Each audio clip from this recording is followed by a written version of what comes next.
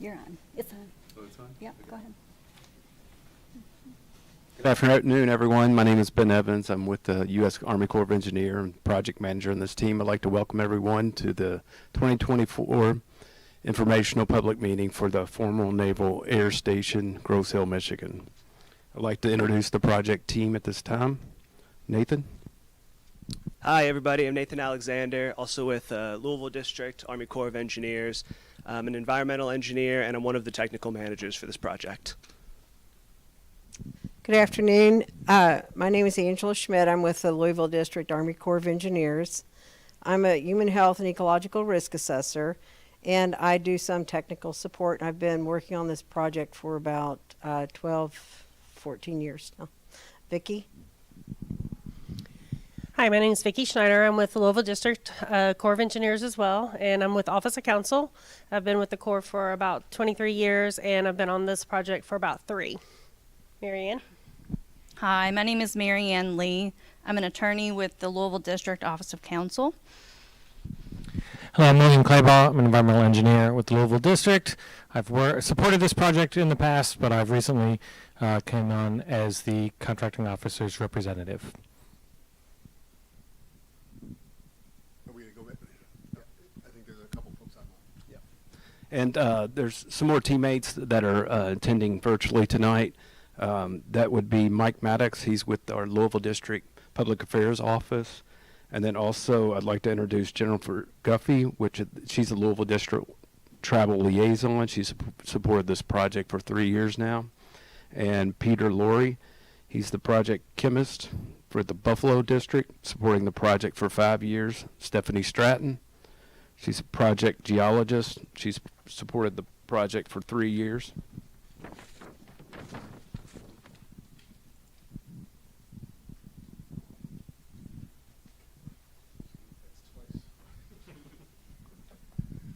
Good evening, I'm Matt Handyside. I'm the project manager with the ATI-CTI joint venture with a contractor currently performing the work on site. Good evening. I am Kim Amley. I am a subcontractor project manager from Jacobs, and I will be the meeting presenter tonight. I'd like to acknowledge Michigan Department of Environment, Great Lakes, and Energy, otherwise known as EGLE. We have Keith Heitkamp on the line.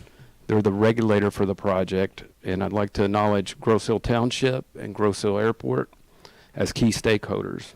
The project sites are located on property. It's owned by Grosse Ile Township in Wayne County, Michigan.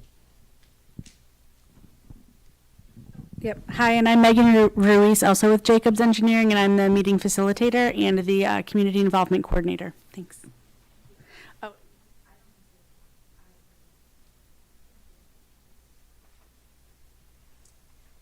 This meeting is being recorded tonight to prepare a meeting transcript.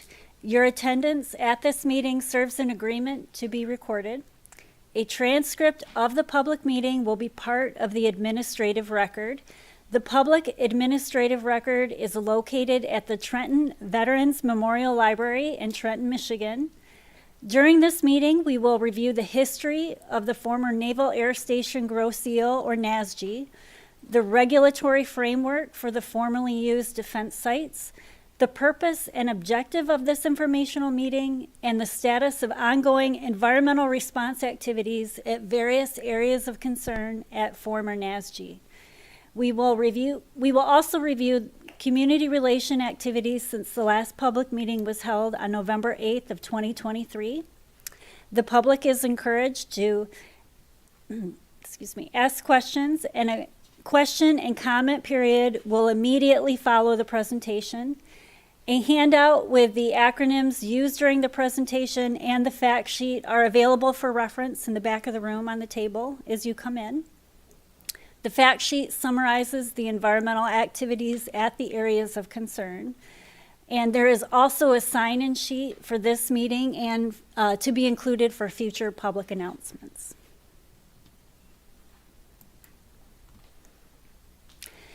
This public meeting is being presented in accordance with the Community Relations Plan to inform the public on the status of environmental response activities at various areas of concern and to provide the public an opportunity to ask questions and express their views on the activities.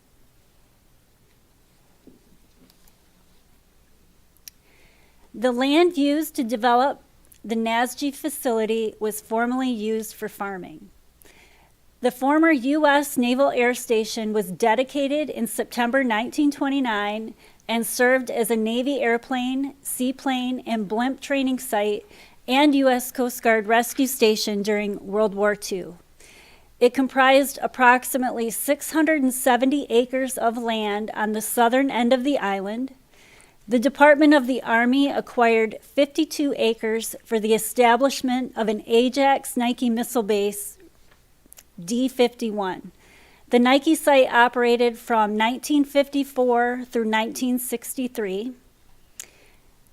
The Naval Air Station was accepted by the General Services Administration in 1969. The Grosse Ile Township acquired 549 acres in 1970 for use as a municipal airport and commerce park.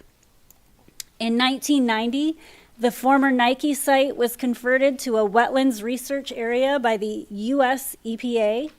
Portions of this area are maintained as a nature park, and the airport leases buildings on 8 acres of land north of Groh Road to small, light industrial companies.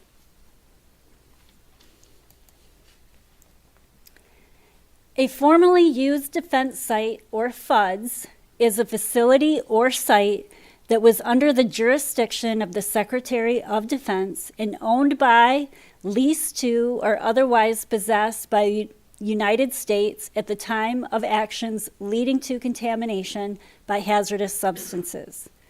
By the Department of Defense's, or DoD, Environmental Restoration Program, or DERP policy, the FUDS program is limited to those real properties that were transferred from DoD control prior to October 17th of 1986. FUDS properties can be located within the 50 states, the District of Columbia, territories, commonwealths, and possessions of the United States. Based on this property being owned by the United States under DoD jurisdiction and, bless you, subsequently disposed prior to October 17, 1986, the property that includes the AOCs presented herein is FUDS eligible. The U.S. Army Corps is the lead agency for implementing the FUDS program in Michigan for the DoD and works in coordination with EAGLE.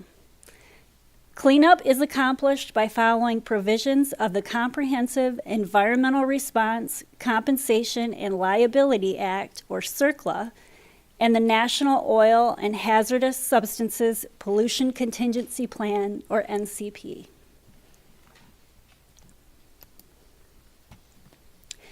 Remedial response activities for FUDS projects are completed under the DERP and the FUDS program policy and consistent with the CERCLA process.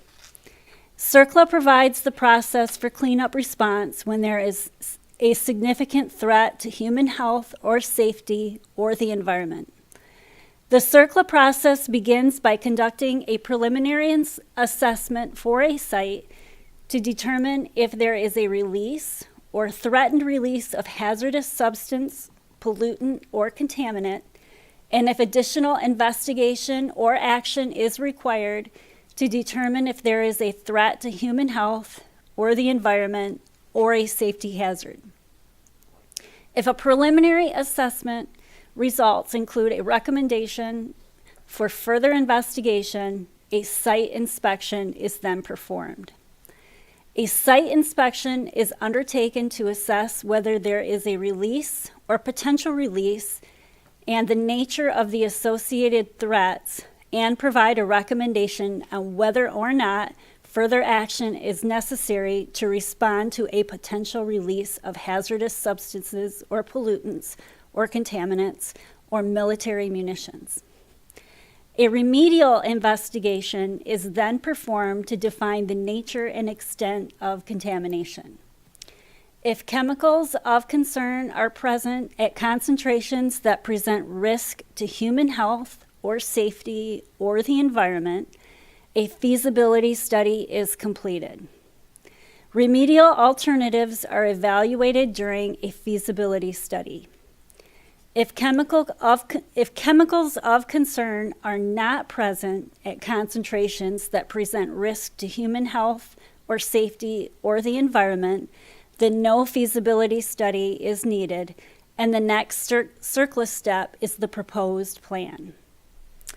In consideration of public and stakeholder comments during the proposed plan comment period, an alternative is selected and presented in a record of decision.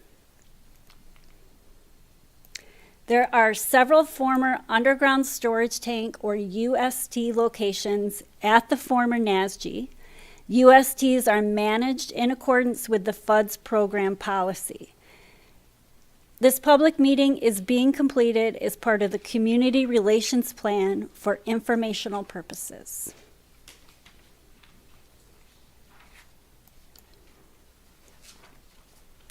USACE is conducting investigation activities at former NASGI areas of concern or AOCs in accordance with the FUDS program policy. Investigation activities commenced in 1990, at which time the investigation identified 25 AOCs at former NASGI. 12 AOCs would be investigated using the CERCLA process, and 13 AOCs would be investigated following the FUDS program policy as regulated or unregulated underground storage tanks or USTs between 1996 and present. 23 USTs were removed and investigated from multiple AOCs between 1993 and 1996. The black boundary shows the FUDS project boundary. 25 AOCs have been identified within the FUDS property boundary. The 25 AOCs are presented on the figure with a red boundary and a white label. The majority of the AOCs are located within the developed area of the current Grosse Ile Municipal Airport, north of the main runways. 5 AOCs are located on the east side of the facility, adjacent to the Detroit International Wildlife Refuge.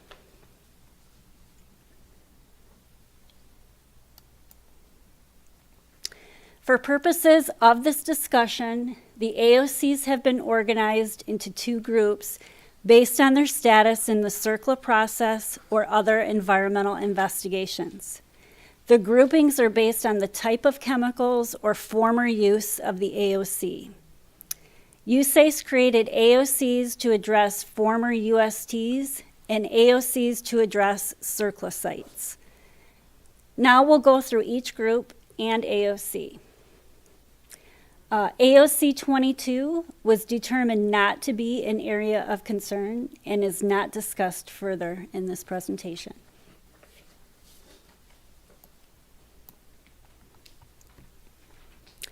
Former non-regulated USTs were located at AOCs 5, 7, 10, and 21. Non-regulated tanks include those containing fuel oil for consumptive purposes, have a volume less than 100 gallons, or containing oil or fuel related to hydraulic lifts and maintenance activities. Eagle agreed with closure of the former non-regulated USTs at AOCs 5, 7, 10, and 21 in 2021. The former fuel lines at AOC were AOC 17 were approximately 500 feet long, running north to south from the former fuel farm at AOC 1 to the flight line. The former fuel lines from AOC 1 USTs were abandoned in place in 1993. Eagle agreed with closure of the former fuel lines at AOC 17 in 2021. Regulated USTs were formerly located at AOCs 1, 3, 4, 6, 8, 11, 13, and 18. Regulated USTs are defined as tanks that store regulated substances such as aviation gasoline, diesel fuel, or waste oil with a volume greater than 100 gallons, and they're regulated under the State of Michigan, Part 211 of Public Act 451. Eagle agreed with closure of the former regulated USTs at AOCs 3, 4, 6, 8, 13, and 18 in 2021. And Eagle agreed with closure of the former regulated tanks, or UST, at AOC 11 in 2022. There was one UST at AOC 11.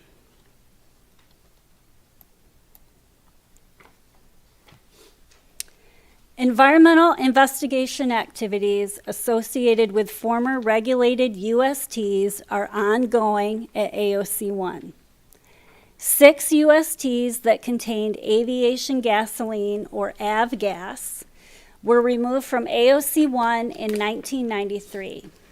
No free product was observed, and no vapors were detected in nearby utility trenches and sewers during the tank removal. Free product is a substance that presents as a non-aqueous liquid that is not dissolved in water. Because visual staining of soil was observed during removal, a confirmed release with the UST at AOC 1 was reported under the Part 213 regulatory framework.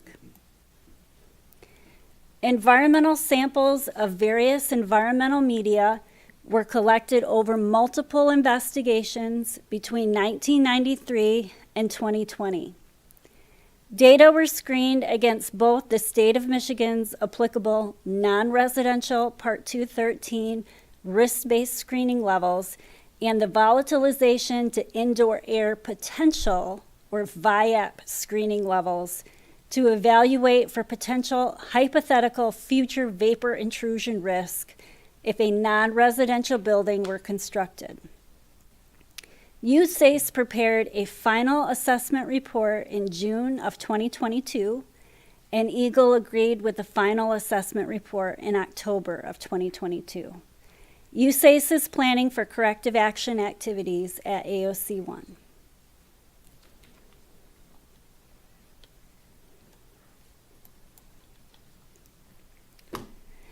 Remedial investigation, or RIs, are in progress at AOCs 2 and 25. Proposed plans are in progress at AOCs 9, 14, and 19. RODs, or Record of Decisions, are in progress at AOCs 12, 15, 16, 20, 23, 24A, and 24B. The AOCs are presented based on their status in the RI, PP, or ROD phase of CERCLA.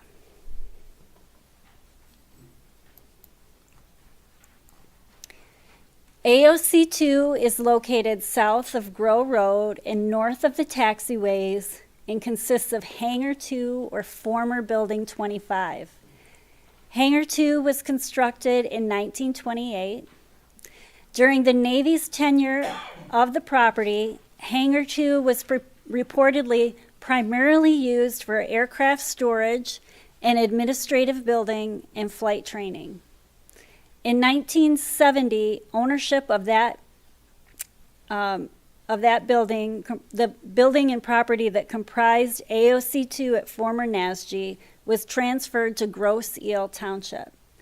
Hangar 2 is currently the main office of Grosse Ile Municipal Airport. The airport leases space for storage of private aircraft to commercial businesses such as a flight school, a lawyer's office, a surveyor's office, and a photography business.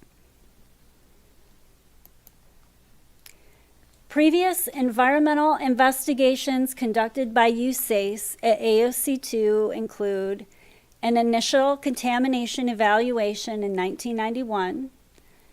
In 1993, one 10,000-gallon fuel oil tank referred to as Tank 12 and one 1,200-gallon gasoline and fuel oil tank referred to as Tank 13 were removed. An expanded field investigation was completed in 1996. A phased remedial investigation was completed between 2001 and 2006 that included the collection of soil, groundwater, and indoor air samples during multiple mobilizations to further characterize the AOC. Between 2008 and 2014, a supplemental investigation was completed that included the collection of soil, groundwater, geotechnical, indoor air, and outdoor air samples. Between 2019 and 2020, USACE completed an RI addendum for soil, groundwater, soil vapor, indoor air, and indoor air to further characterize the AOC. USACE prepared an RI addendum report that includes a human health risk assessment. Since the November 2023 meeting, USACE has submitted the draft RI report addendum for independent technical review and is anticipated to be submitted to EGLE in December of 2024.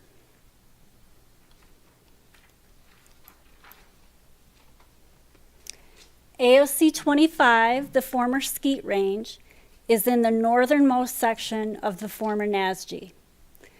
Two adjoining semicircle former skeet shooting fields are present in the 1949 aerial photo shown on the slide. The area is currently used as recreational soccer and football fields. Most of the area was covered with soil and graded in 1998 by Grosse Ile Township. Other soil disturbances since 1998 have altered the ground surface in other parts of AOC 25.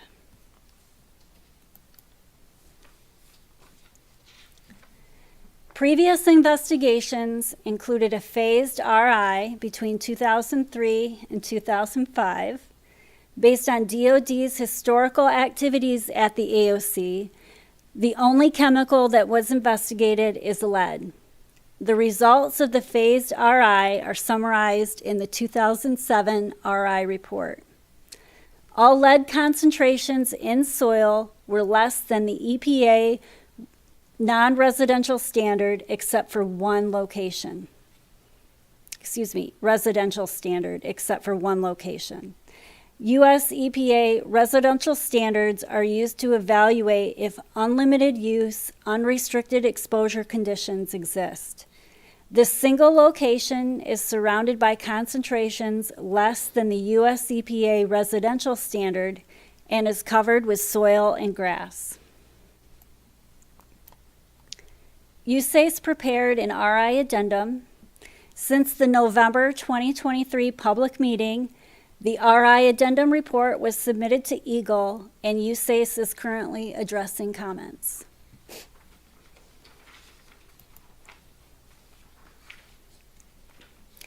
Proposed plans are in progress at AOCs 9, 14, and 19. Previous investigations found site-related chemicals at concentrations that exceed applicable screening criteria. As documented in an RI report addendum prepared for each AOC, evaluation of risk to human health and the environment resulted in conclusions that no action is warranted for any of these AOCs. EGLE agreed with the conclusion that no action is warranted in each RI report addendum. USACE prepared proposed plans for AOCs 9, 14, and 19. EGLE reviewed the no further action proposed plans for AOCs 9, 14, and 19. And since last year's public meeting, USACE continues to respond to EGLE comments. A public comment period will begin when the proposed plans are finalized, and the ROD phase will follow the public comment period.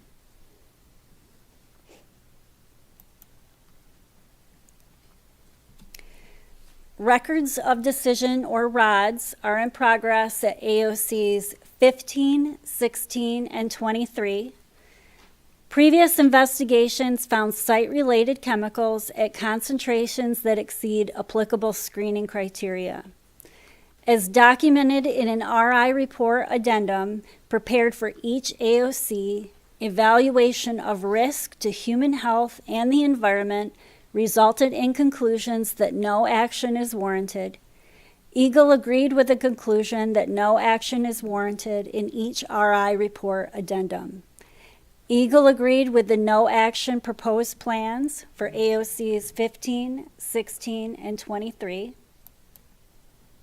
USACE issued the no action determination proposed plans for each AOC for public comment on July 26th of 2022. The public comment period on the proposed plans ran from July 26th of 22 to September 30th of 2022. A public meeting was held on September 14th of 2022. Written comments and comments received during the public meeting were considered in preparation of the RODs. No significant changes to the no action determinations were necessary or appropriate. Since our last public meeting, USACE submitted the no action RODs for AOCs 15 and 16 to Eagle, and the review is ongoing. The review of the no action ROD for AOC 23 is ongoing by USACE.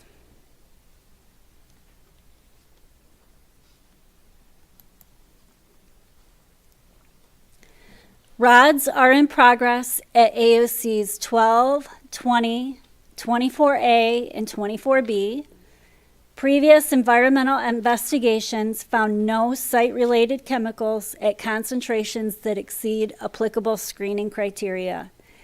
As documented in an RI report addendum prepared for each AOC, evaluation of risk to human health and the environment resulted in a conclusion that no action is warranted for AOCs 12 and 24A, and no further action is warranted for AOCs 20 and 24B. Eagle agreed with the respective no action and no further action conclusions in each RI report addendum. USACE prepared and Eagle agreed with the no action and no further action determination proposed plans. USACE issued a no action and no further action determination proposed plan for each AOC for public comment on September 21st of 2021.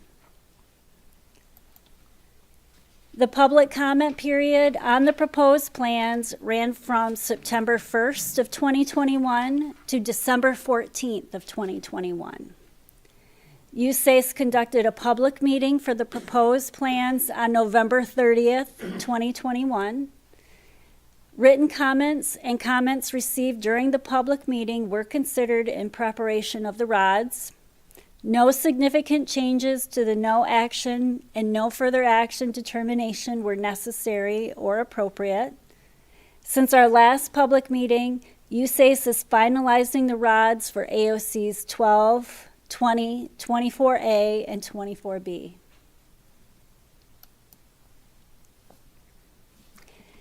Annual informational public meetings are held each year in accordance with the Community Relations Plan.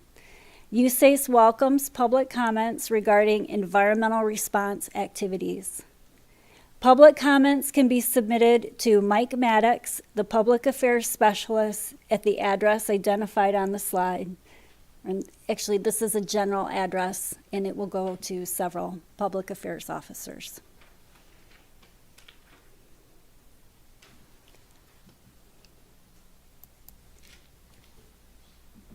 Would you like to see that? No.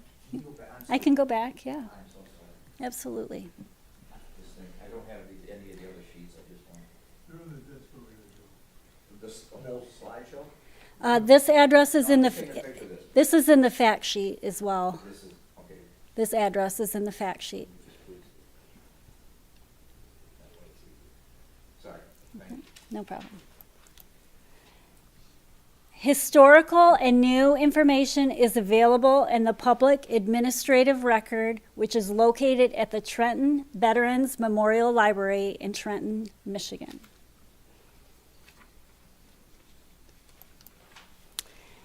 We would now like to open the meeting up for comments and questions. We have a microphone that we will bring around. When asking a question or stating a comment, we ask that you first please state and spell your name so we can memorialize that for our transcript.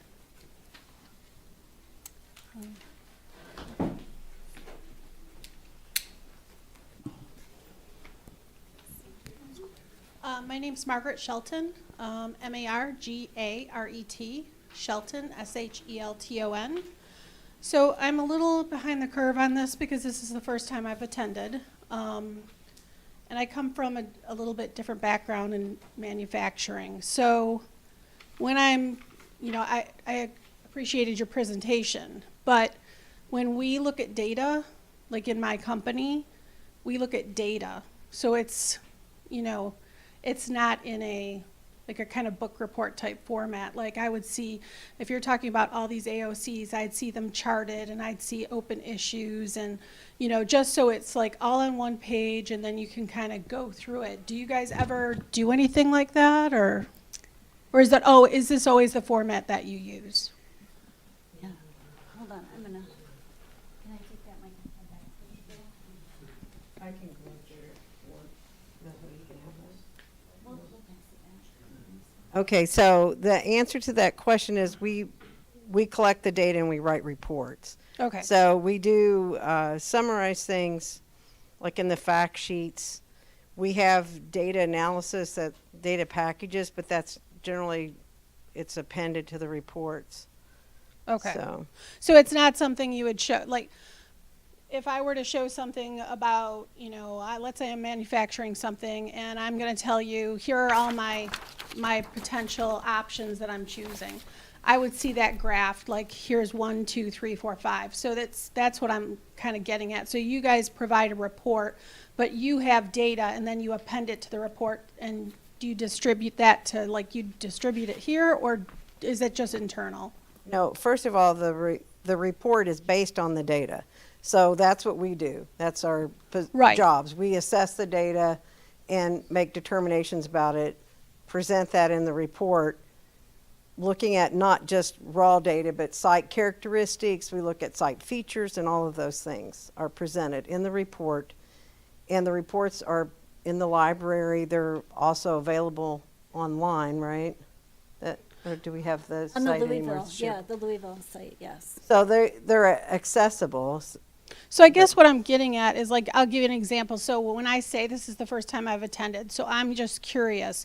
The last time you had one of these, do you have something that shows at that point in time, here are our open issues, here are our next steps, here's the timing for completion that, even if it's estimated timing, do you have those things so that when you come back again, that's available and then you can say, okay, here's what we talked about the last time, and here are all the things we've completed, so we want you to know we've checked these off, these are complete, these are still pending, here's our next steps for those, here's the timing for those. That's what I'm kind of getting at.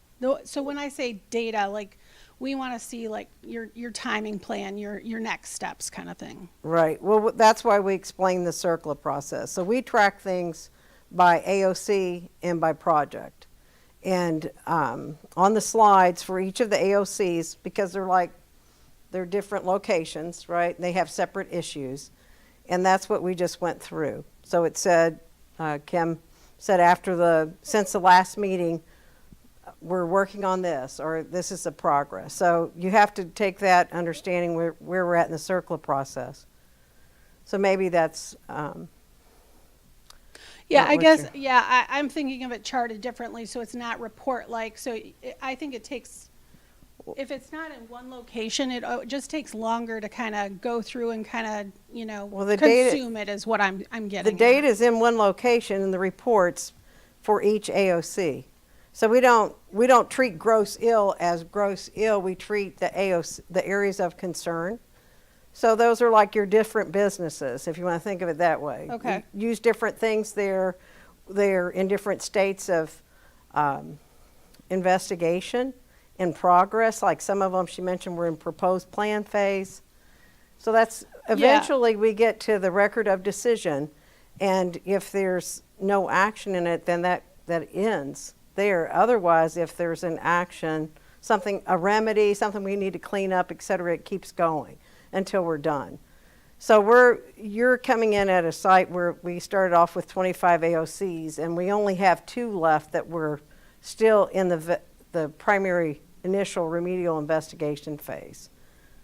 But they're tracked, the projects are tracked, and the data's in all those reports. It's not just a data dump, it's analysis and all that, but it's written in.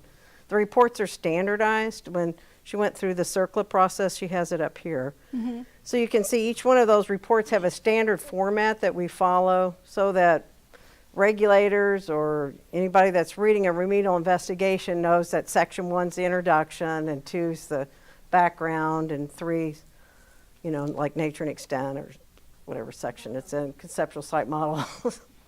So, Okay. but it's standardized, the report format and the way that we present the data, and the analysis is done separately for each data set and for each AOC. And a lot of it depends on what we find there and, again, what phase it's in. Okay. Summary of that, of each Right. of those. It might be helpful too if you were able to review or see one of the reports. I don't know that, do they still have any of the Not reports? here, no, they're at the library. Yeah, so if you have any questions, you can always reach us through the PAO, and we can go through, happy to go through a report, kind of, at least explain what it is and what you're looking at. But the data's there, and how we interpreted the data is what the main text of the report's about.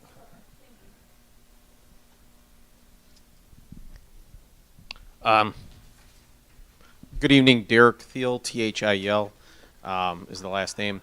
Just 2 quick questions. With regards to AOC 1, are you anticipating any kind of remedial work at that location? I know that you talked about it was kind of in the conclusion stage. Right. And it didn't appear that there was any remedial work that was planned in that area. I guess my concern with that is, it's right along Groh Road. It does have some development potential, and any kind of vapor issues associated with the contaminants in that location for any potential structure. The remediation of that or the elimination of that vapor potential for that construction obviously would be a hindrance to redevelopment. And my understanding is that, our consideration of future use of the property is part of the overall, or part of the plan for, remediation efforts or remediation desires of that the community has because of the potential for development. So I guess that's my first question. And then my other one was with regards to AOC 25. I know last time you guys came, we had a lengthy conversation about additional testing at AOC 25 and whether that was planned so if you could address, I guess, those 2 items. Okay, so for AOC 1, the last bullet up here has that Eagle agreed with the final assessment report. This one is assessed and was assessed differently than when we talk about the CERCLA, so we didn't do an RI on it. But isn't the next one say about the corrective action? It's just that you're planning for it. Yeah, so the final assessment report, though, is sort of like the state's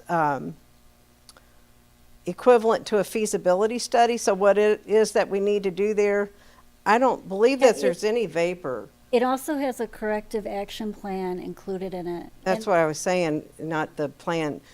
So the final assessment report has the corrective action plan, what it is that we're going to do. And there was some wet soil saturated, yeah, So the, it's not vapor.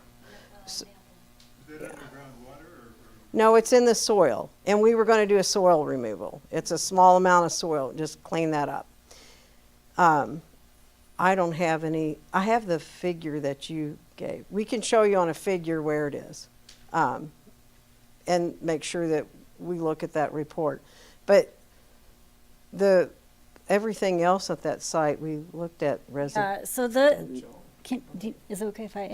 Yeah, go So ahead. AOC1 included an investigation of multiple kinds of media with soil, groundwater. It had also included soil vapor. No indoor air samples could be collected at AOC1 because there's no structure, right? So the soil vapor looks at the potential, like in the future, if a building were constructed, is there potential for a vapor intrusion risk? And there's a lot of things to consider with that, but it's just an initial screening level. And that's part of what is presented in the final assessment report. So that includes a summary of all the investigation that was performed there, the feasibility study or an alternatives evaluation per the EGLE regs. And then it also outlined what the corrective action plan. It's a very big document, has everything all in one. And as part of that corrective action plan, it's a soil removal. So when you remove the source, you take away the soil vapor and the potential for an indoor air issue for a future. Yeah, and a lot of it, like we can't figure out or know ahead of time what's going to be built there. So it makes it's not like going in measuring inside of a building. But that is planned. Our interest obviously is to have everything cleaned up to a residential standard, so there are no limitations on development, because, that could potentially be developed in the future by the township in the airport for business-related Right. uses. So what I'm hearing is that it looks like you guys are going to be doing some remediation work in that area to remove. Can I Soil. add I'll see if I can add it on here. The Okay. remedial alternatives looked at like what the current or future use of the property would be. What it was zoned, et cetera. Okay. It would not be residential based on what it is zoned here. Okay, so you would clean it up to the level of the zone. For the zoning, the zone for future potential, use. the potential zone. Correct. The zoning and the potential use associated with that zoning. That is correct. Let me see if I can, Yeah, there's that what? I'm sorry. I'm sorry, no, I was just.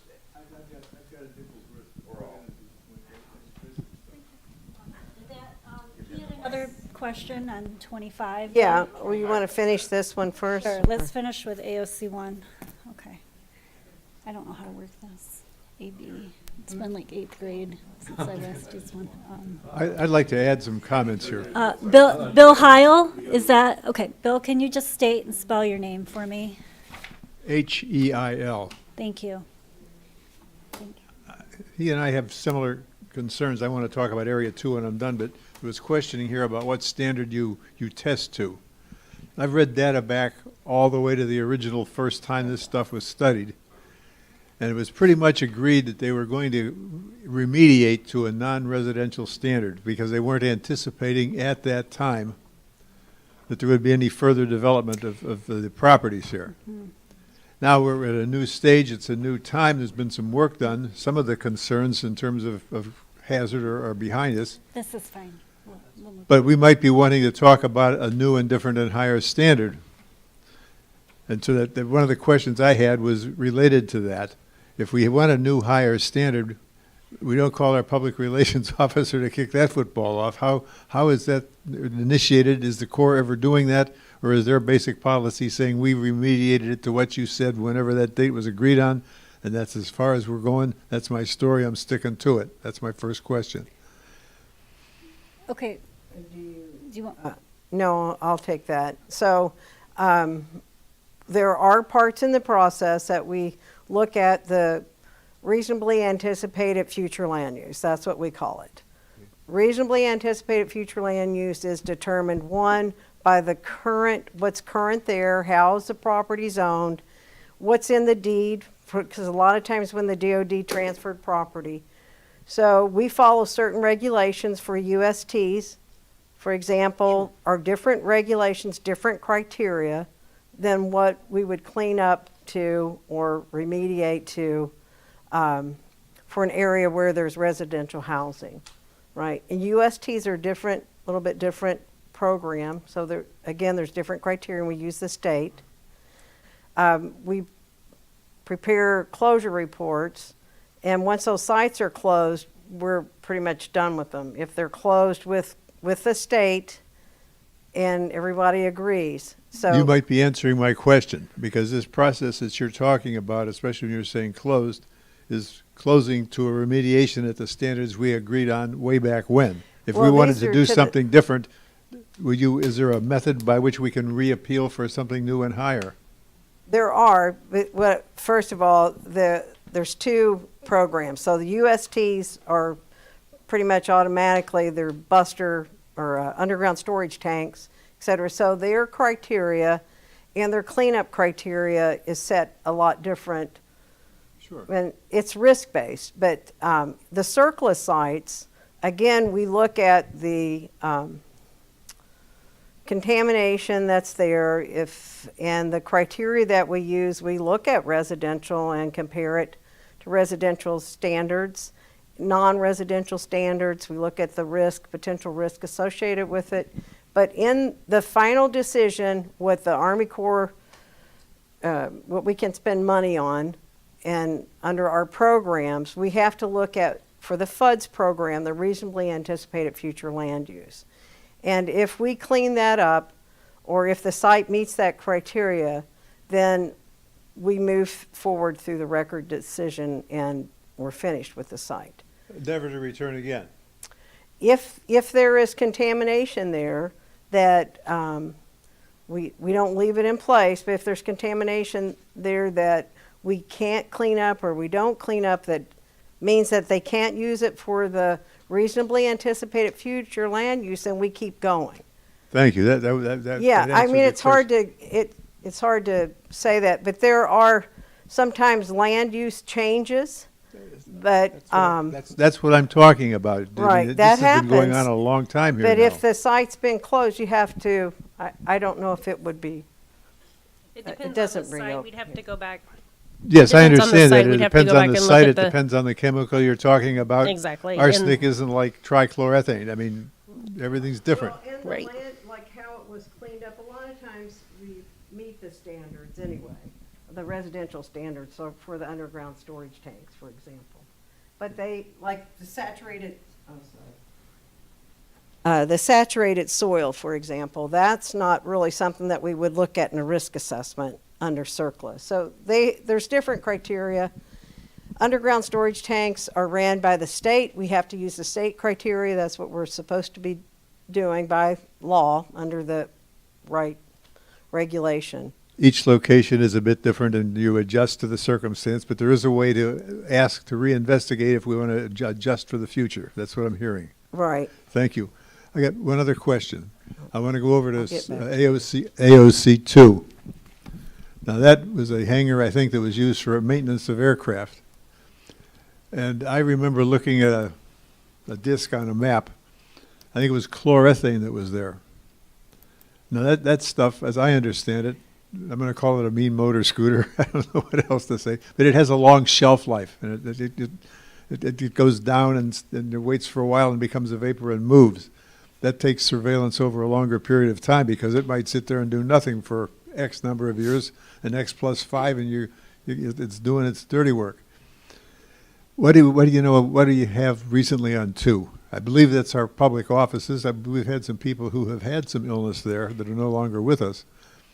I think it's a reasonable question to ask what that circumstance is there. That's for the, So it's in the remedial investigation phase. AOC 2? Yes, and we're not finished with that, right? That report will go to Eagle. We're still working on it internally, trying to address all comments from our Center of Expertise, et cetera. We have internal review, but I guess it was maybe 3 or 4 years ago, we did take indoor air concentrations and samples, and so those, were presented that they didn't exceed any of the standards for the people using the building, so. Okay. Yeah, we've worked with Eagle about it and Michigan Department of Health. One last quick question. I see Jacobs Engineering here. Are they equivalent to predecessors like Foth and Van Dyke and Ellis and things like that? Yes. Thank you. Okay, so you want to answer number 25, right? Go back to Derek's second question. The question was just about additional sampling at that location. Right.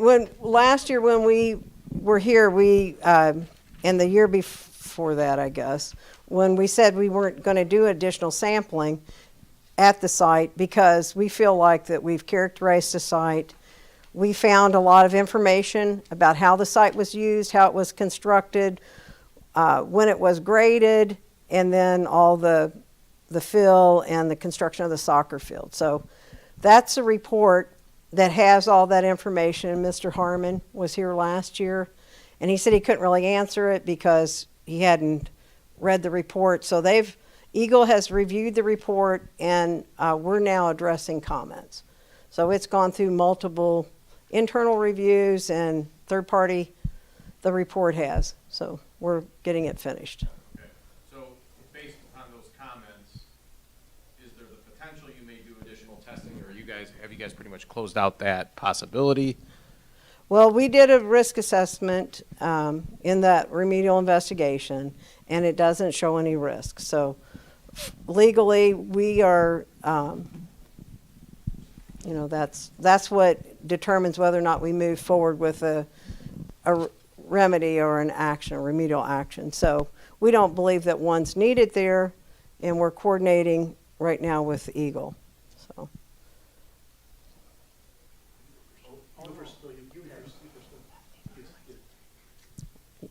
Yes. Hello, Joe Porcerelli, Porcarelli. A couple questions and maybe a follow-up to Derek's, and I've been getting questions. As of next Wednesday, I'll be the township supervisor, so there's some things I gotta get straight here. I apologize, I came in after the beginning of the meeting, and I'm not sure if you went over this. Can you tell me what year this all started, the investigation, whatever the beginning part was, and how long do you anticipate, I didn't hear that in the back end of the meeting, how long do you anticipate that this will take going into the future to clean this area up? And to actually, for lack of a better term, you're done with Grosse Ile. How about that? Well, right now, we are in, well, first of all, I don't know when it started. 1990. 1990s. I know they did tank pools. So Initial SI was in 1990. I think that there was some work before then, though. Yeah, because I'm pretty That's sure okay. Just it maybe approximately. started in the late 80s, That's but fine. early 1990s. But typically it takes at least 25 years to get a site through a CERCLA process. EPA they have a different timeline, but 25 years is pretty much fast track. Going through all the phases, studying it, getting the record of decision signed, et cetera, and site closed. If there are remedial actions, that can take longer. Sometimes the site will go into like long-term monitoring where you make sure that you just monitor like the groundwater. You may monitor the groundwater for years. So right now, what we're anticipating, the AOC2 is the one that, we believe that it's going to need some additional remedial action there. We have a little bit of the site cleanup. We're going to talk about this, some soil removal. But AOC2 that'll be our last AOC, and that'll be the one that we believe, it's going to have some remedial action. I don't know what that's going to be because the next phase will be to evaluate how we're going to treat it and what's there, what's the best technology to use, et cetera. So we're looking at about 35 years so far, from 90? Yeah, but I don't think, you're looking at it, but I can't say that we've been studying AOC2 for 35 years. Not AOC2. Yeah. The entire project has been going on we can say 35 years. Right. When I'm asked, I can say 35 years. and it's still going to be going on for a few more years, correct? Right. Okay. The other question that I'm already getting in, and I'm sorry, sometimes you can't tell the players without a scorecard, and we have all these ladies and gentlemen here tonight. All the Department of Defense in the United States cleanups come from the Army Corps of Engineers. They started, is that correct? They've been going around and cleaning up everything from around the country in the bases. Can we say it's the Army Corps of Engineers? No, but we are a contract mechanism for the DOD. Okay. Then we have Here, Eagle and, oh, oh, I'm sorry, this let- gentleman. Hold a second. I'll So let- there's multiple agencies that do that. So the FUDS, which is the formerly used defense sites, that's across all DoD.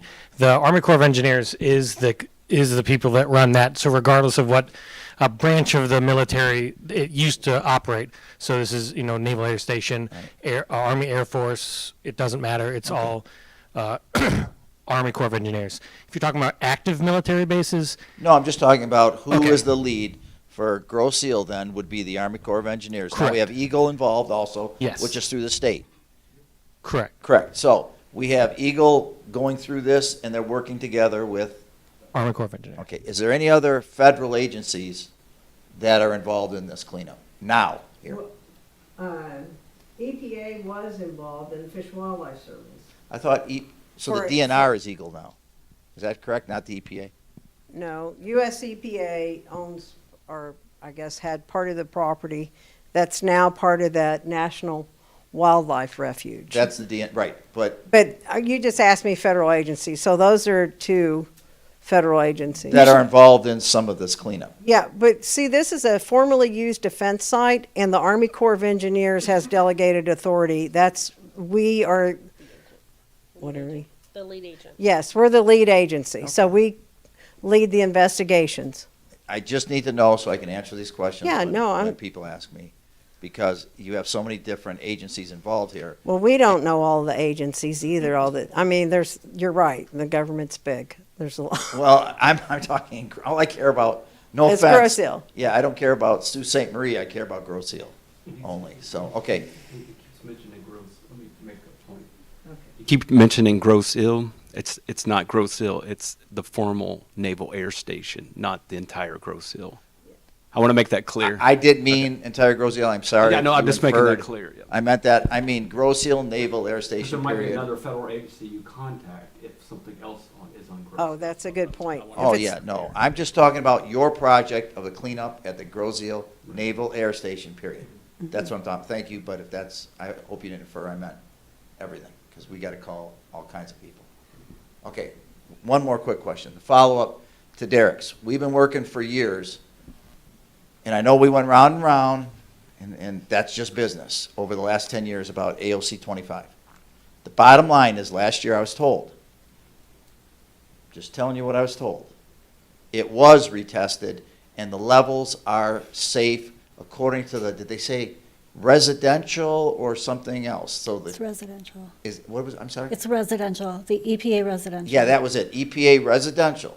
So all I know is that that area, as you view on your levels, on your scale, whatever barometer you're gonna measure, is safe for the thousands of kids that go through there each year. And we can say that. Can we say that? Can I According to- answer that in my, Yes. when people According- ask me? According to our study and the Yeah. results, it wasn't retested. The data that was collected in 2003, 2005 was reanalyzed. That's the difference. We didn't go out and collect new samples, which has been, Okay. we were requested to do that. We had originally planned to back in 2022. The reason why we didn't is because while we were looking at the site and the data, we found additional information that would indicate that there wasn't any, No, we didn't that's have any fine. risk. So No, we no, you have can't to move understand forward something. with federal When I funds. sit in this office and get phone calls, and I can't answer those questions, I have to have experts help me. If you are the experts, somebody's got to tell me the answer I can give them is, yes, it is safe for the thousands of kids that go off the island, on the island.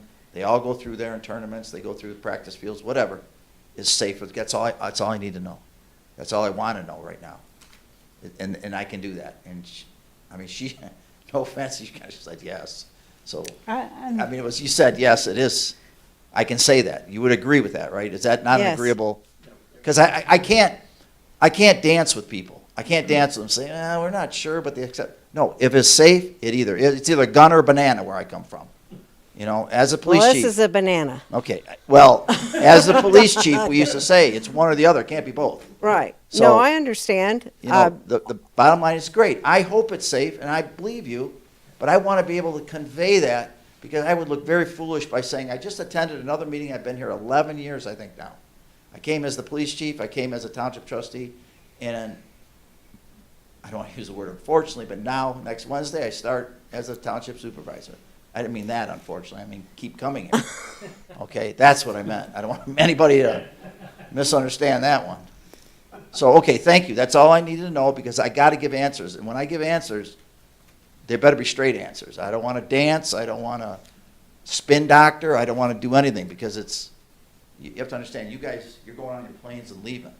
I stay here. And I just have to give the correct answer. Sure. So thank but- you. But I'm sorry. just next year, we hope to have the report final and released so everybody can see it, and it'll be on our, Okay. I'm anticipating that'll be done by then, but. No, thank you for understanding my question, and I have something to give now that I've been getting. And I've been telling them yes because of last year's meeting. I don't know if you remember. Yeah. We talked last year, and we said, I'm sorry, I didn't say anything. You did the saying that it was safe. So, but I'm still getting questions, because they still see these meetings coming. And Well, I the think- meetings are informational meetings to give you all an update on, our progress or. I know that, you know that. But the point is, when they see meeting every year, they need to know, are we still looking at, no. It's safe for all those kids, and that's what I don't want to use the word fighting for, but trying to get answers for 11 years now. And I got it last year, so we'll say only 10 years. But I'm good, I know someone else wants to talk.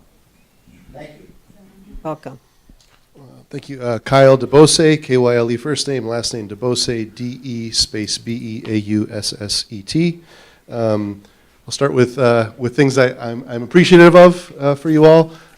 First, for coming out here. I know you did so last year and have done so today too. I think it makes a big difference when you all come out here to be with us. I really appreciate also the maps this year. I don't know if you did that last year the same way, but I think it really puts into perspective where the areas of concern are so the public can see them more clearly. So I'm grateful for that, so I'll say that.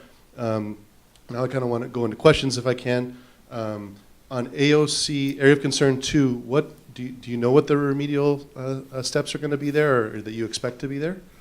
No. Okay. We don't. That's what, right now, in the CERCLA process, I don't know if you want to pull that up, Kim. I can't flip Oh, it's okay. AV. But in the CERCLA process, you have to figure out where the contamination is, how much is it, how it's distributed. That's the phase that we're trying to figure out. Okay. And so the next thing, they'll do a feasibility study. That's the next step in the process. And that evaluates alternatives, like what are the best remedial technologies. And they have to look at 3. There's at least 3 that are looked at. One is like a no action, not doing anything. Well, we already know we're going to do something, but it's just, it gives you a baseline to evaluate. Sure.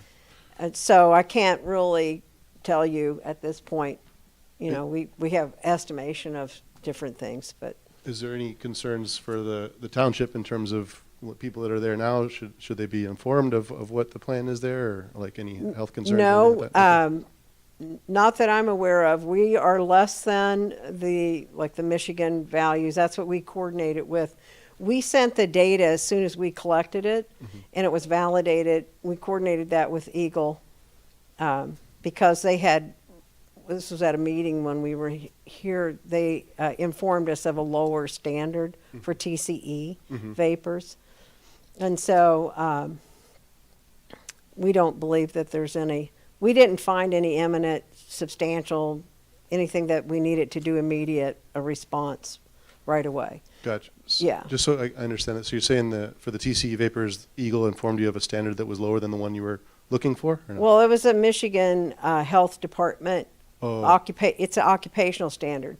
Occupational standards are a lot different than risk-based ones, Yes, I because understand we're looking at somebody being exposed for 25 years Sure. and what could happen in the future. So those are what the OSHA, Gotcha. NIOSH, or So whatever. under Eagle standards, it was okay, but under maybe the Michigan Department of Health and Human Services standards, it might not have met the. No, it was less than those, so Oh, we don't okay. have any concern about it. Okay, Otherwise, we would, they would have required us or something. I know I can't read that far, but in the circular process, there is a step out that if there is imminent risk, you can do a time critical or non-time critical removal action. Was not required at any of these sites. Wait. Yeah. A removal action is removes the imminent risk, so it doesn't. It could be signs. It doesn't have to be actually removing. It's called a removal action, which is different than a remedial action because it is a step out where you do that, address that immediate risk, and then you step right back into the circular process. But that was not needed anywhere in these sites. Gotcha. At least, I mean, I've been following these meetings pretty closely. At least for me, this is the first that I've heard from Area of Concern 2 that you all will be taking action. Maybe I missed it in other ones. I'll be honest, I haven't paid attention to Area of Concern 2 as much as Area of Concern 25. So anyway, just thanks for getting into that. Go ahead, sorry. Yeah. Yeah, the report's not final yet, but that's our preliminary, preliminary findings. Okay, gotcha. And then just more of a public information question. You used to update the website with these presentations, and I don't think last year's presentation is up on the Army Corps website. Is there a reason you all stopped updating those? I can check with Katie or Mike or Charles to find out why that wasn't posted. Yeah. Are they online? Yeah, I think that our website's been having difficulties on keeping things up to date on those, and so I think we've been sticking with updating things in the administrative record more than keeping stuff on our website. But we can look into that for you to make sure that those things are available to folks. Yeah. And then we also have the people on the mailing list, so maybe that's an option for the folks that have attended if you wanted a copy. Yeah, no, I know I'd appreciate that because I'm grateful you came here last year because I have the video so I can look back at what was said last time. But yeah, having the actual slides is helpful instead of having to look through a whole hour-long video or whatever long video. So I would appreciate the website continuing to be updated. Okay, so Area of Concern 25, that was also new information this year. You all have submitted the report to Eagle. You said last year you would do that. May I ask when that was submitted and the report to Eagle? It was submitted I think the last of February. Okay. Yes. Gotcha. I sent it to him Yeah, last year you 29th. said you'd send it to them in February, and you did, so that's great. Thank you. And then with the comments, I know Mr. Thiel and others have mentioned the testing. Has Eagle been asking you all for testing, or is that something you all can talk about, or no? We can't really talk about it because we're still trying to address their comments. Okay, I understand. Okay, so again, hearing that, my comment here are my comments on Area Concern 25. I think Joe and I may be in a little bit different spot on this. I mean, here's my understanding of how Area of Concern of 25 has happened, at least since I've been paying attention to this, which I'll admit has been more the last few years than the whole process. So I wasn't paying attention to this in 2003, 2007 when the samples were collected, but I did read the report in 2007, which did identify those high lead levels and suggested remediation. There was a fight here on Grosse Ile, honestly, to get that field either remediated or retested. It felt to me, at least, like in 2021, you all agreed, okay, we will retest. And then in 2022, you all came back and said, we're not testing. I understand. It's become more clear to me over time what you're saying.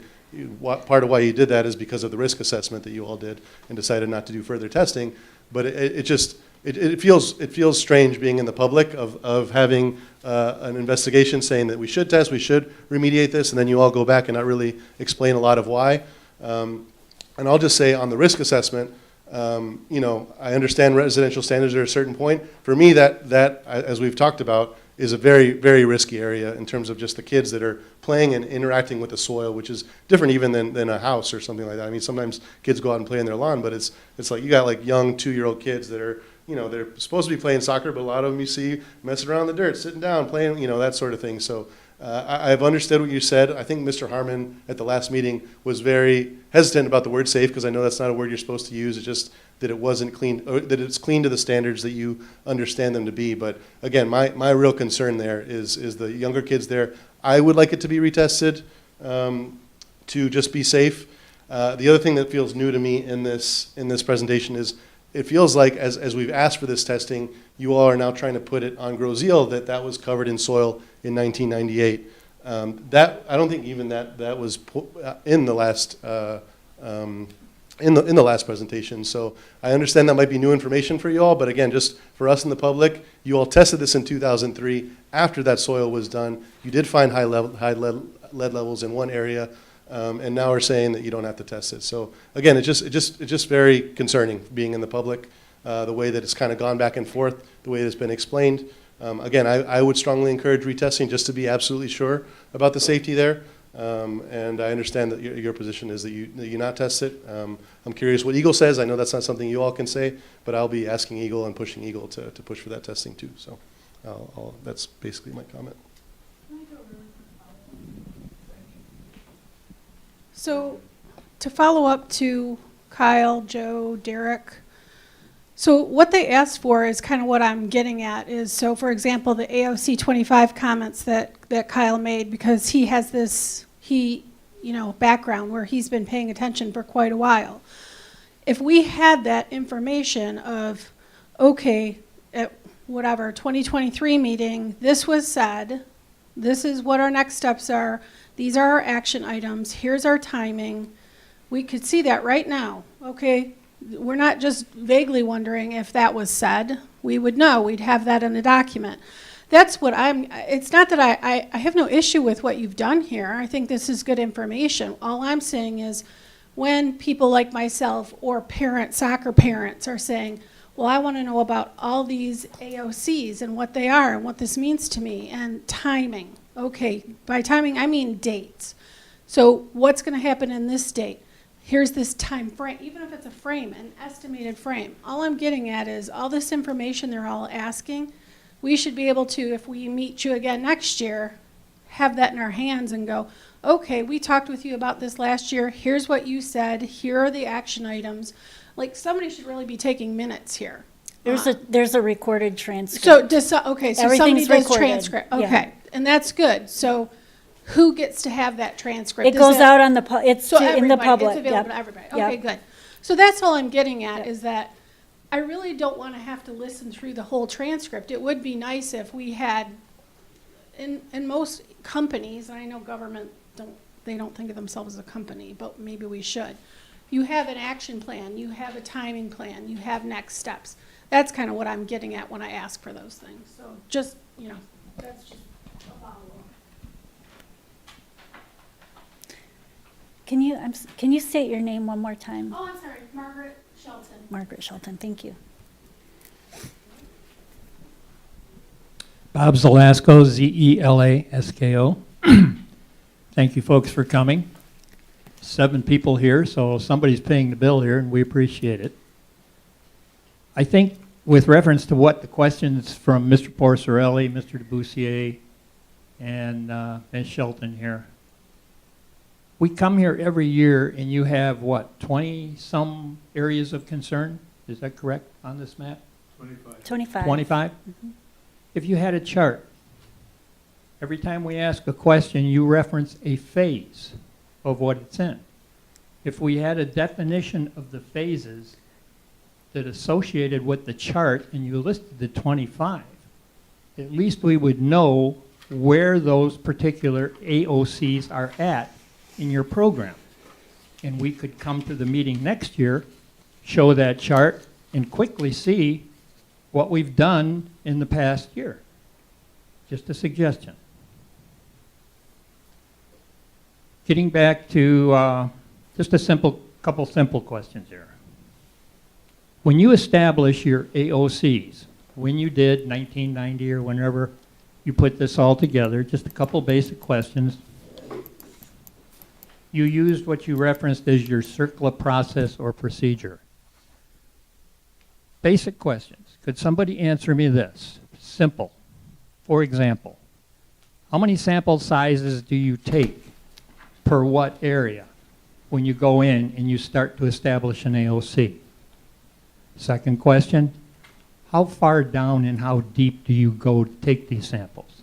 Could somebody answer those 2 questions for me? Well, first of all, areas, when we go out to a site, when we start our investigations, we look at multiple things. We look at what was done there, where there could be or known releases, like where there are underground storage tanks that may have leaked. We look at all of those things, and depending upon what was done there, the activities by DOD,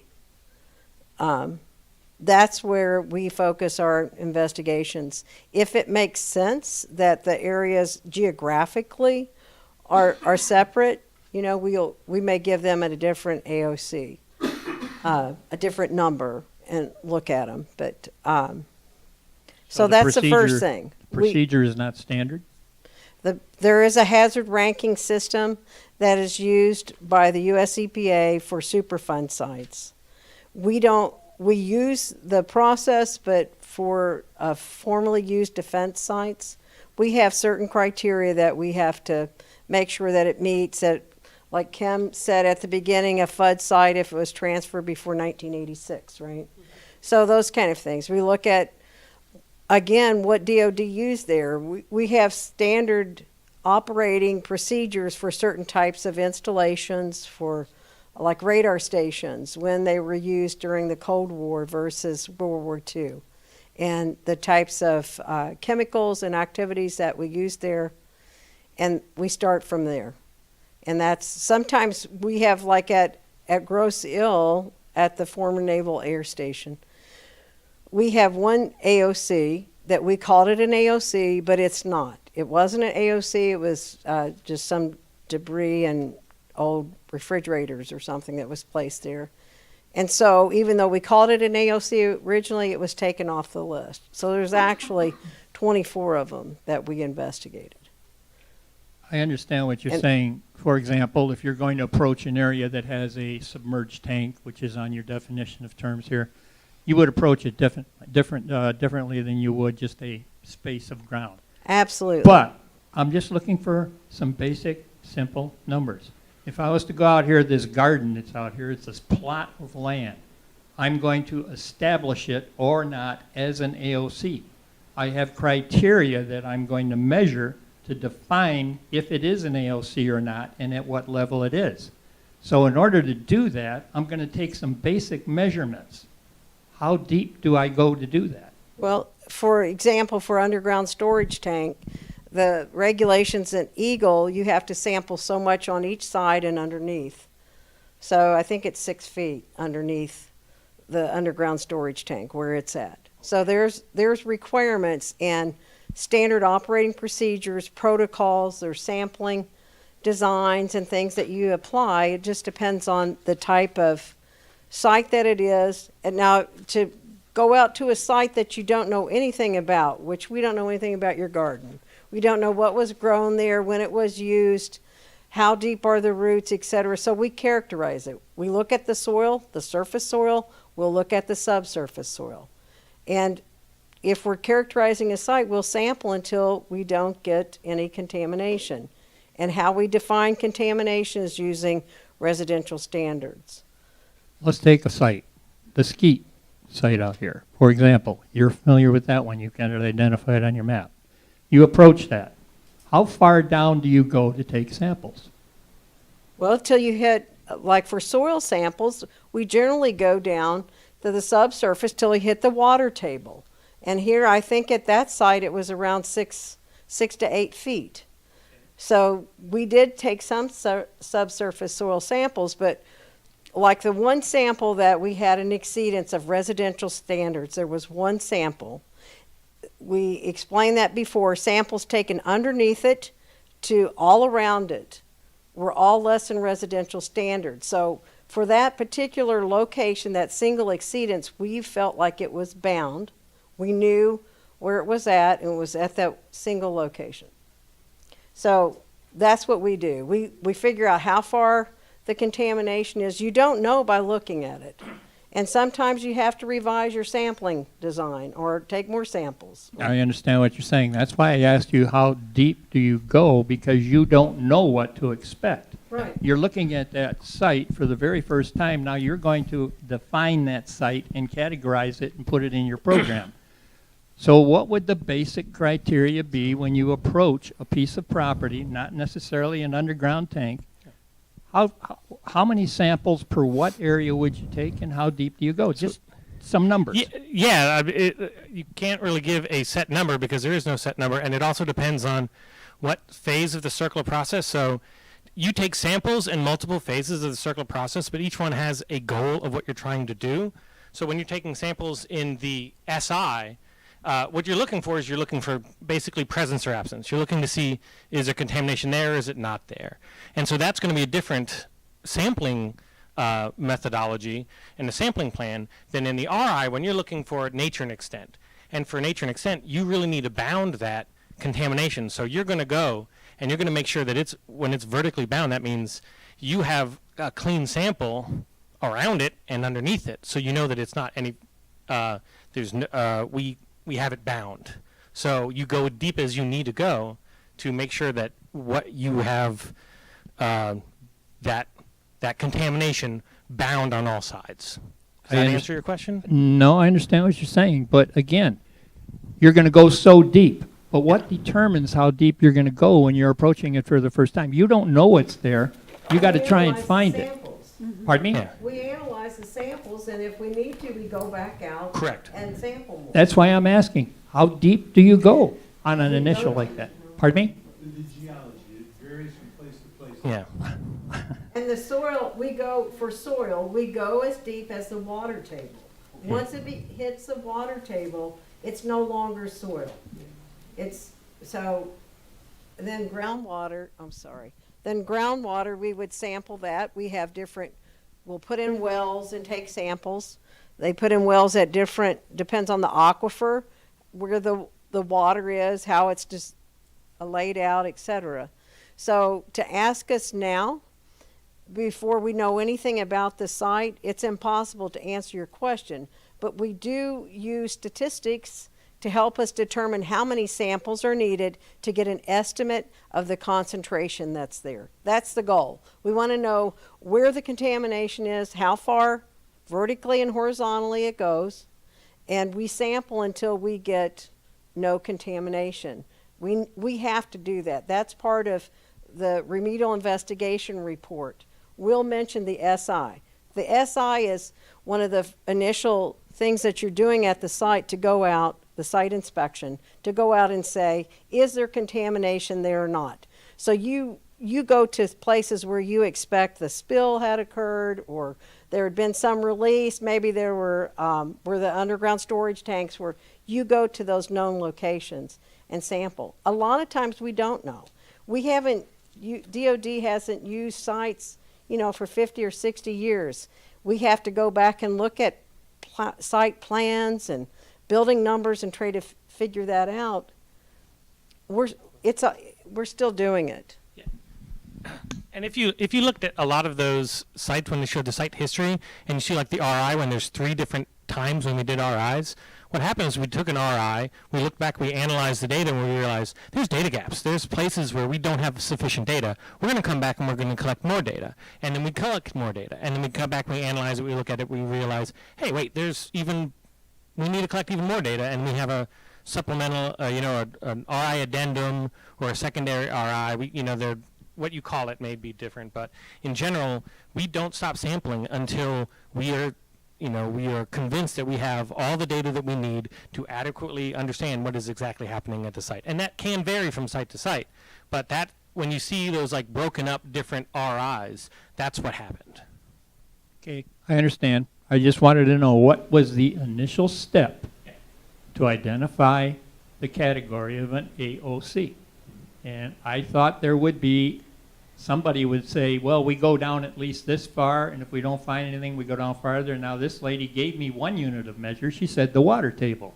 So if you go down 6 feet, you consider that's no longer soil, so you stop there. Is that correct? Yes, but see, before we take samples, we find the areas that we have to look at. We try to do that based on the history and the former DOD's use. So you have to start somewhere. You don't go entire facility. We go to the places. A lot of times we'll know places where there's a known release, like I said, like the USTs, but those are the areas where we did operations that we expect to find things. We've done a lot of bases and a lot of FUD sites. We know where the contamination generally is. And so we look for AOCs that way. We may already know, like we already knew Hangar 2. There was Hangar 1 that was closed. Hangar 2 is one that I don't know that they went into it, but they called they're potential areas of concern, I'd say that. And then we do the investigations to see what's there, if there is contamination. And if there is, then we keep moving that site. And the investigations, they get more intense.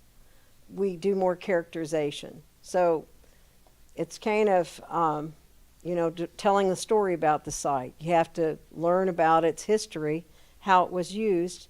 And a lot of times, there's not people around that can tell us how they used it, what they did there. Well, that's exactly, what do you got, 549 acres here that you're responsible for? This is only a small portion of it. So that's why I asked the question. How do you establish an AOC? You go by history. Why? This is a suspect area, so I'm going to go and investigate it. But there could be other areas here that may not be on your list of suspect that could still be contaminated. Is my incorrect? Well, there could be, but we don't believe that there are. Based on our investigations. Now, you're only seeing the circular process. There's things that happen when they closed the facility. The DOD didn't just give it to the township, right? We did a lot of stuff then. There's reports that we're not even talking about of things that they did, removed, etc. So it's not just our environmental investigations. That's all part of the site history. So that's how we knew before, like what all had happened at the skeet range, what they found there, what did they see any debris. All those pieces of information have all been, they are gathered and put into the reports. So it's hard to put your finger right on something, say, that's easy to say it's an AOC.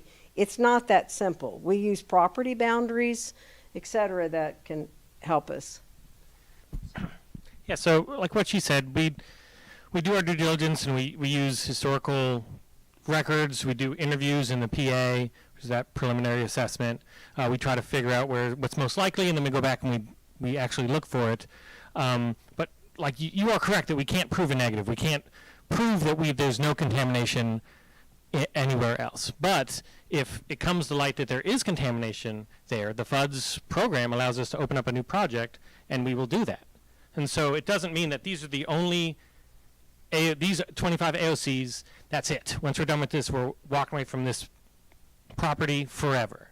If something comes to light that shows that, hey, that we found some other things and it's from DOD or anything like that, then, we have the process to open up a new project and a new AOC. And that's always possible because, we have the responsibility to clean up any contamination that's from DOD usage. Said that can happen. Things get, turn up that we didn't know about or didn't find. But Well, there's, as we said, 549 acres, and our airport commission does a great job in trying to support this with finance. Part of that is for business and building in certain areas. We may decide to build in an area that may not be an area of concern on this map. No one may have ever looked at it. What would you suggest we do in a situation like that? In that situation, if it comes to us, we would take a look at it and look at the DOD activities that occurred at that area and make sure that if we determined that there was something that could have contributed to some sort of contamination or caused a release there, then we would start at the site inspection level and move forward through the circular process at that point. But we'd have to first determine that there was something that was, our authorization is only to use FUDS dollars to clean up DOD contamination. So we'd first have to make that determination that it was related to DOD activities. Part of your criteria is the area has to be suspect. before you're going to even look at it? No. No? No, because we do the PA, we do that preliminary assessment that Will was talking about to identify those areas up front. So anything we can find that gets identified up front just on our own investigations of the site and known things that we do at sites that are typical, of these activities, we'll address those, we'll identify those as AOCs. But if something else shows up that we didn't anticipate, then we will look at that to see if there was some sort of DOD activity that could have contributed to whatever sort of contamination people are finding. Thank you. Sometimes when we're investigating, we do find other sites. It's not a set in stone number. That's why I said it's hard to say what determines an AOC. But we have other sites where we found new. I can give you a site I'm working on right now where we had maps where it was labeled as a hobby shop, and we found out later that it was an automobile repair shop. So they had hydraulic lift and some things, right? They wouldn't have it at a hobby shop. So that happens sometimes. Historically what you find, it's not always accurate, but Yeah, we do the best that we can. No, and I appreciate that. It's just that, and I appreciate the fact that you're responsible for 549 acres here. That's a lot of property. Okay? Thank you for your answer. I'm sorry, gentlemen. Yeah, we're responsible for the DOD activities that could have contributed to anything that occurred on that 549 acres. Correct. And we have the other way around too. Like we'll have, site plans that say that there was a machine shop build somewhere, but that was a plan and not something that ever came to fruition. So, there may have been a plan to do something with that property, but never ever happened. And so, that area would not have been an area of concern. So, it goes both ways. And, we find that on all of our sites. Yeah, like hypothetically speaking, if you're building a utility corridor and the backhoe hits a UST that we were not aware of, that's absolutely something that we would look in and say, hey, is this UST something that we had and did we use it?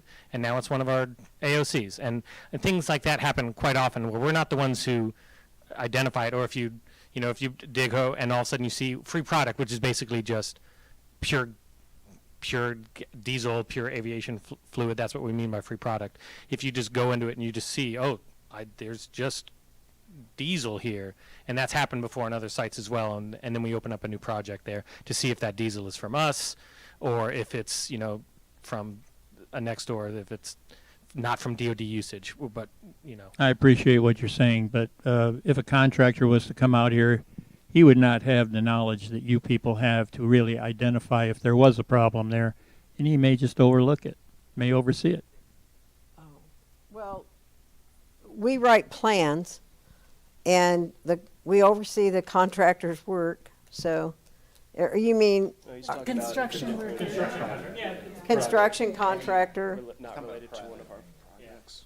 Okay, well, thank you. I was You may overlook it. You may not notice. If it's something that's small, it's not as obvious as that. It may be overlooked. And like you said, we can't prove a negative and show that we can't prove that there's nothing there. We can only investigate what we have ideas of where things could be. So, yes. Okay, thank you, and thank you folks for coming.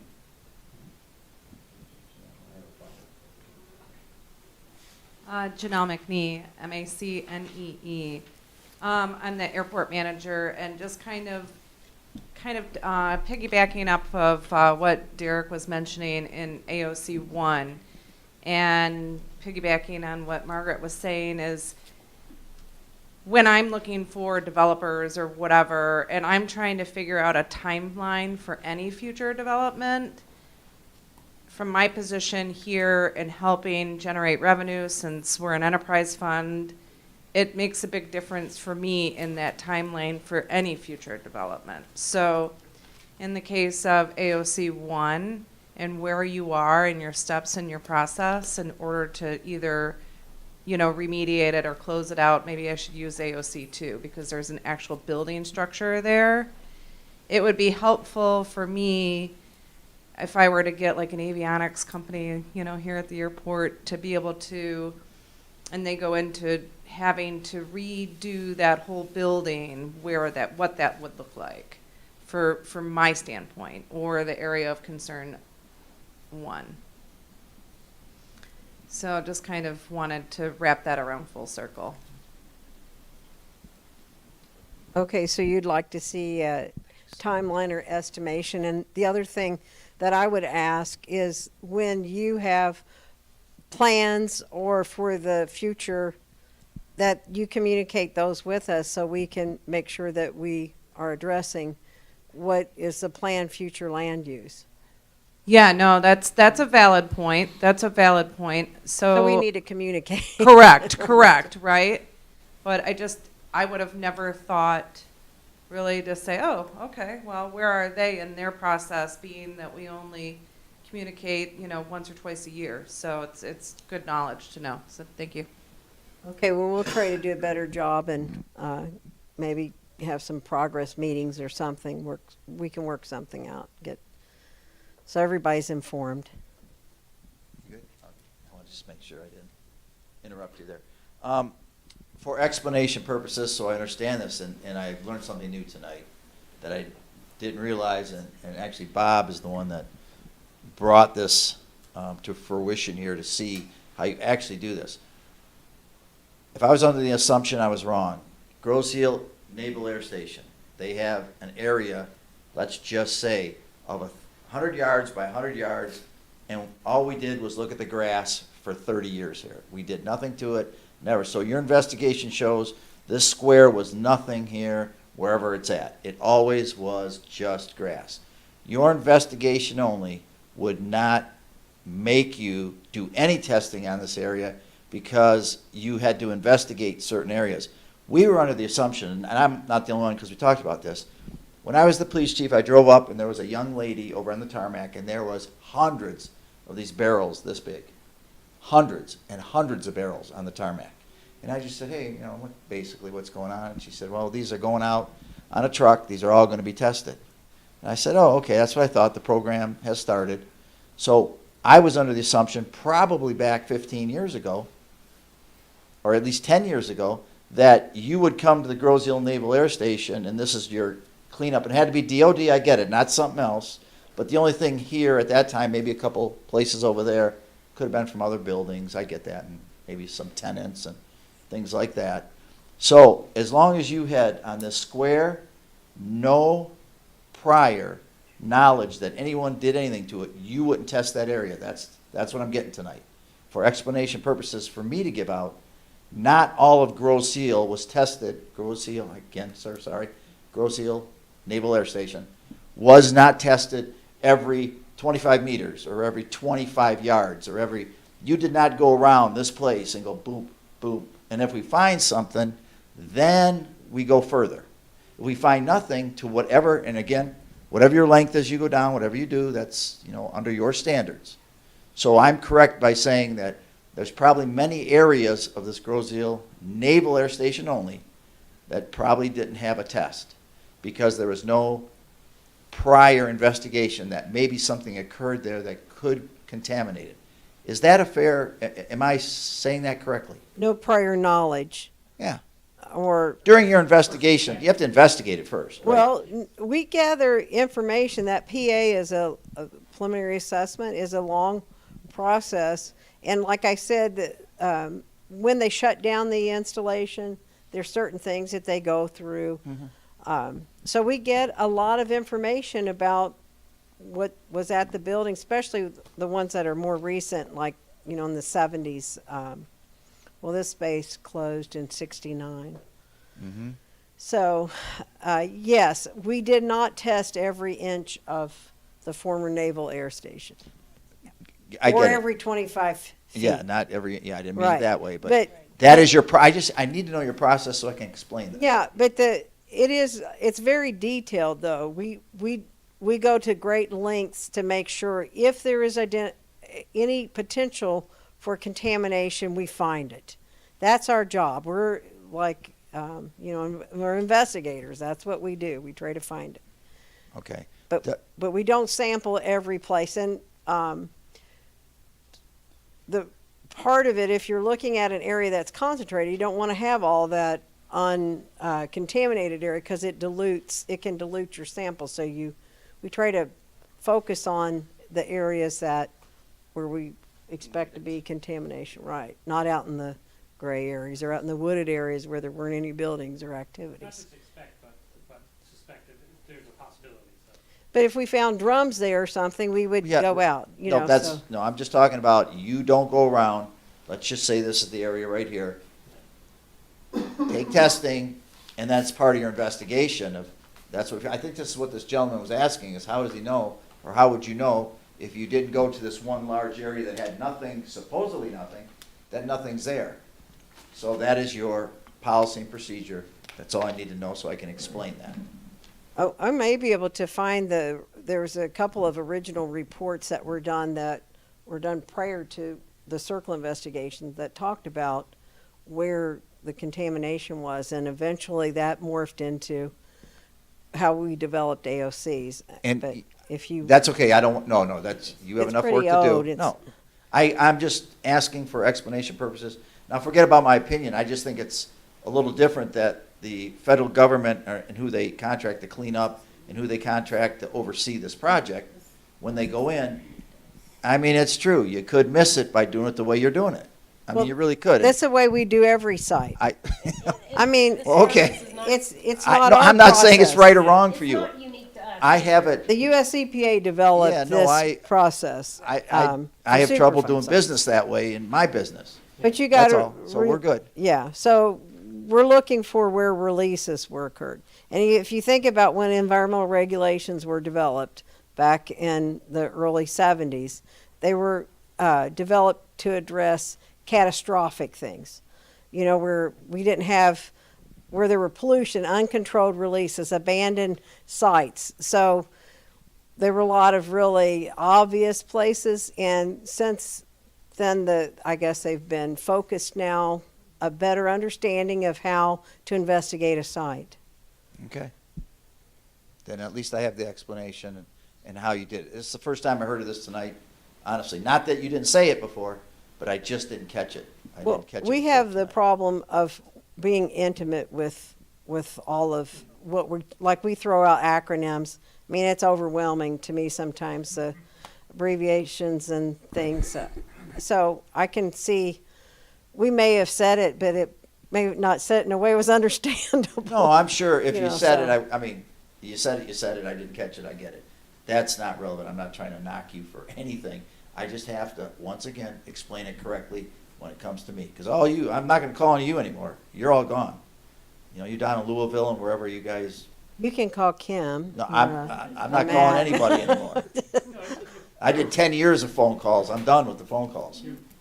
You're right. Like for AOC 25, the aerial image where you see if that's something that we do, we investigate aerial imagery and says, hey, there's something right there. There's a dark spot right there. There's obviously a skeet range right here. It looks like a skeet range. Let's investigate that. And so that's why we have those aerial images, or we go back and we look for spill reports, things where we know people spilled, or areas where spills would naturally occur, such as like maintenance facilities, UST sites. And so you are right that we have to focus our efforts on areas where we think there's a possibility for it to. Understand. Yeah. Thank you. Mm-hmm.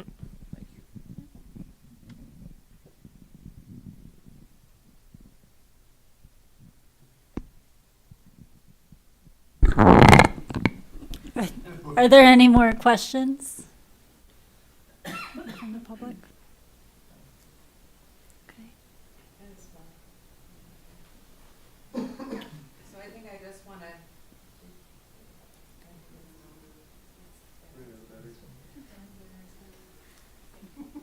Okay, I'll talk loud. I have a big voice. I just want to say thank you. 550 acres is a lot of land. I think earlier in the presentation it was actually listed as 607 acres of land that you guys as your boundary.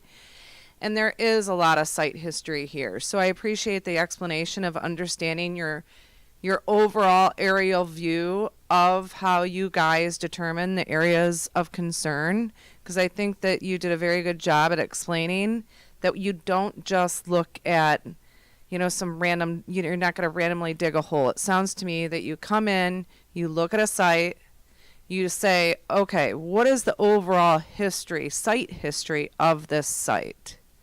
That says this was and I'm going to go back to the skeet range. So we need to investigate. And what are the operating procedures in order to do so, right?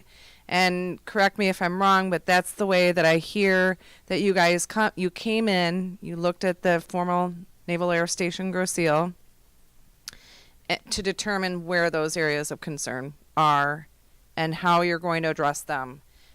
Very helpful for me, and it is a lot. It's a lot I'm still learning history after 3 years of being here. So I know how much work it sounds like your staff has put in to learning the Building 29 or whatever it was. I spent time with you last year, and I just want to say thank you for the hard work and effort that you have and your explanation to us and a lot of new board of trustees here. And so I appreciate that time. Thank you.